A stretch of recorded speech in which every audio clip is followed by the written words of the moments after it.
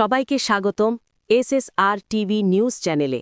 এখানে আপনি পাবেন সঠিক, নিরপেক্ষ ও বিশ্লেষণধর্মী খবর, যা আপনাকে দেশের এবং বিশ্বের গুরুত্বপূর্ণ ঘটনাবলী সম্পর্কে আপডেট রাখবে।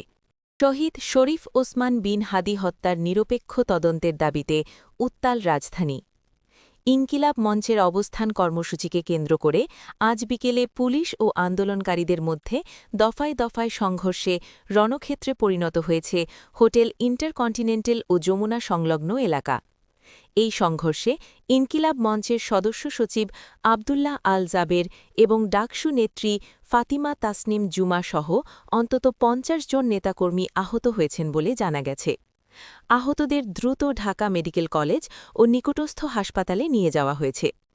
আপনারা জানেন, ইনকিলাব মঞ্চের প্রতিষ্ঠাতা ও ঢাকা ৮ আসনের স্বতন্ত্র প্রার্থী শরীফ ওসমান বিন হাদি গত ডিসেম্বরে রহস্যজনকভাবে গুলিবিদ্ধ হন এবং পরে চিকিৎসাধীন অবস্থায় মারা যান।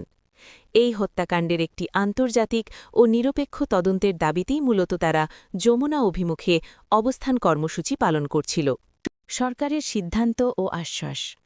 আন্দোলনের মুখে গত রাতেই ৫ ফেব্রুয়ারি সরকারের পক্ষ থেকে জানানো হয়েছে যে ওসমান হাদি হত্যার তদন্তে জাতিসংঘের মানবাধিকার হাইকমিশনের OHCHR-এর সহায়তা চাওয়ার সিদ্ধান্ত নেওয়া হয়েছে। সর্বশেষ আপডেট, আজ সন্ধ্যায় অন্তর্বর্তীকালীন সরকার এক বিবৃতিতে জানিয়েছে, আগামী রোববার ৮ ফেব্রুয়ারি এই হত্যাকাণ্ডের নিরপেক্ষ তদন্তের জন্য জাতিসংঘের কাছে আনুষ্ঠানিকভাবে চিঠি পাঠানো হবে।